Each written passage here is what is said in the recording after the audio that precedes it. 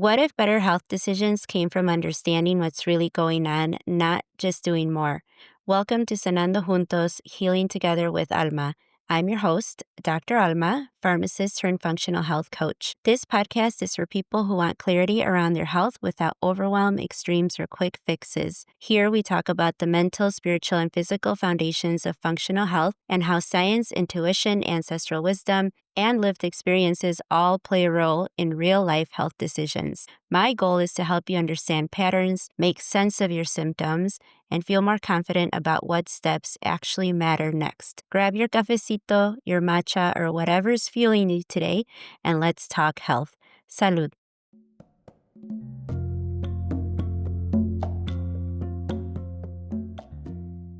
Today, I want to talk about an important topic, and I can take all day on this, but I won't.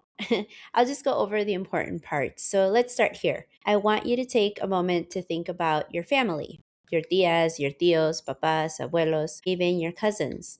Almost all of us can name at least one person dealing with a chronic condition. Maybe it's blood pressure, high cholesterol, diabetes, joint pain, autoimmune issues, heart problems, etc. The list goes on. And almost always it comes with a growing list of medications as well. We expect our elders to be tired, inflamed, dependent on medicine, and they're just slowing down. Somewhere along the way, being unwell became normal. Well, you know what? Because it is the norm. Chronic illness isn't rare anymore. About 6 in 10 adults in the US have at least one chronic condition, and nearly half of them take prescription meds monthly. In adults over 40, almost 7 in 10 use at least one prescription drug, and many are taking 5 or more. For our elders, that number is even higher. Nearly 9 in 10 take medicine every year, and over 90% have at least one chronic condition.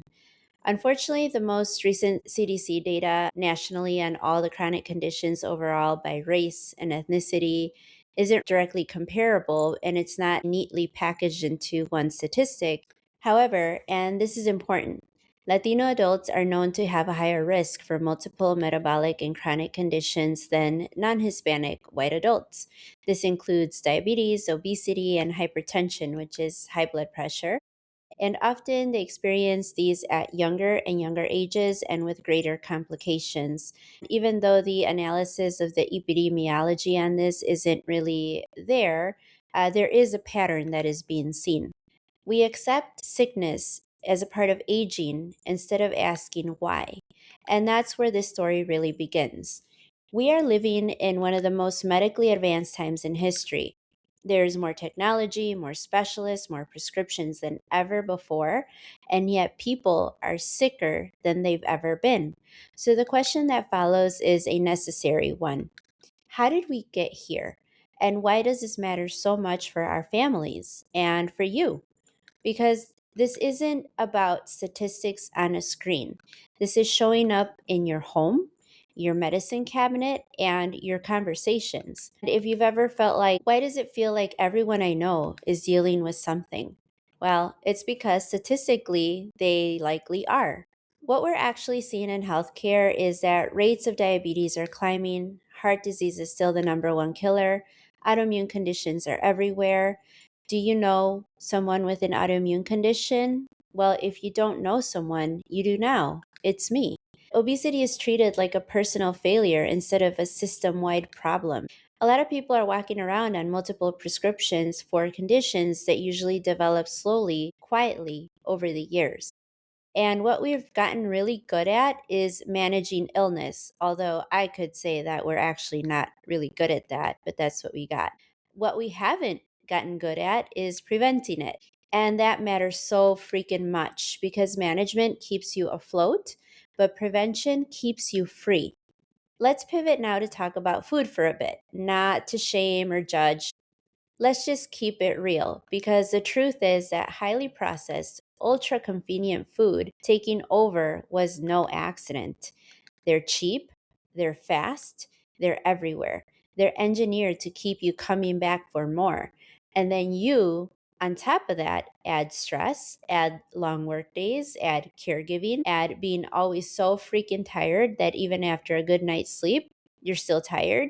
And suddenly, convenient isn't just lazy, it starts to be about survival. So, if you've ever thought, why is this so hard for me? Let me tell you this. This is not about willpower, it's about what's been made normal, accessible, and unavoidable. I'll say it louder for the people in the back. This is not about willpower. It's about what's been made normal, accessible, and unavoidable. And this part is even more important for our communities of color because risk is not evenly distributed. Communities of color face more financial barriers, more food deserts, less access to preventative care, and less education around nutrition and metabolic health. A whole lot more stress, more responsibility, less support.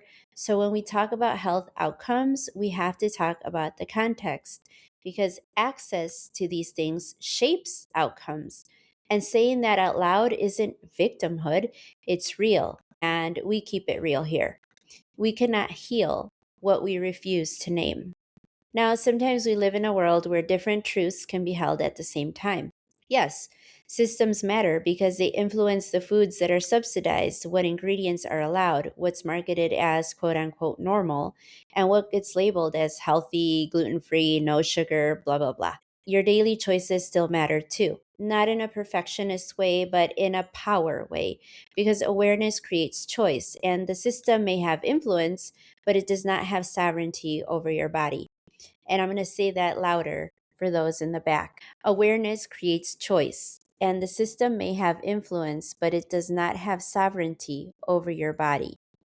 You know, recently I heard Sheinbaum, who is the Presidenta of Mexico, proudly say that Mexico is libre y soberano. The same concept applies to your body. So say it proudly and say it boldly. So now we've made it personal. Our parents did the best they could with what they knew. Their parents did the same. But now we know more, right? Dare we say we know better? And knowing more means we get to choose differently. I'm not saying perfectly, I'm saying differently. And we don't have to pass this all down. Healing doesn't start in the hospitals, it starts in the homes, in your casita. And being the cycle breaker, that's an act of love for yourself, for your kids, and for the generations that come after you. Sanando juntos, even when it's uncomfortable. Before we wrap up today's talk, I want to say something fundamental to my practice and this podcast. I'm not here to say that you have to upheave your entire lifestyle. There are some changes that need to be made for the sake of health.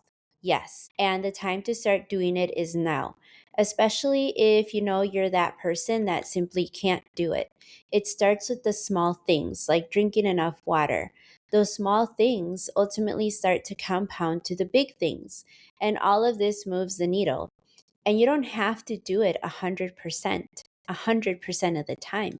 You're allowed to be human and indulge, but that should be the exception. Slowly, you create this lifestyle where you don't accept mediocre because you honor your body and your time here on earth. This happens over time. It does take time.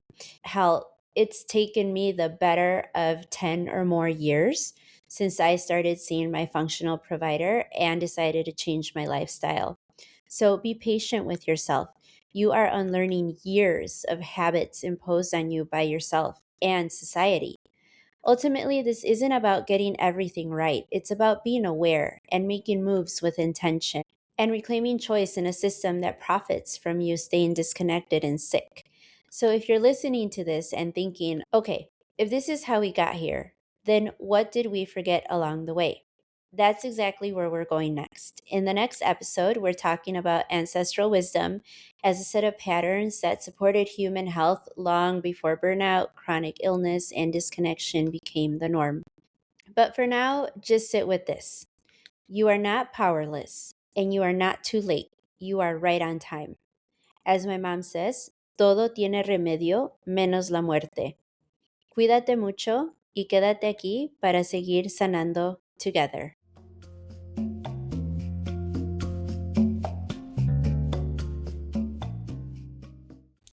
Thanks for spending this time with me on Sanando Juntos, Healing Together. I hope today's conversation helped you see your health a little more clearly and feel more grounded about where to go next. If this episode was helpful, I'd love for you to subscribe, leave a review, or share it with someone who might benefit from hearing it too. That's how this community grows and how these conversations reach the people who need them. If you're ready for more personalized guidance, you'll find ways to work together and learn more in the show notes. Until next time, cuídate mucho, trust the process, and remember, we heal juntos siempre. Ciao, ciao, baby.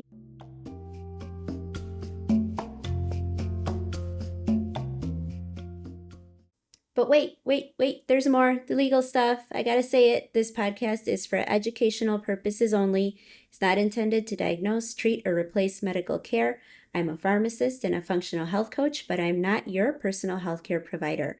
Talk with your physician or qualified healthcare professional before making changes to medications, supplements, or your health routine. Take what resonates, move at your own pace, and make decisions that feel aligned for you.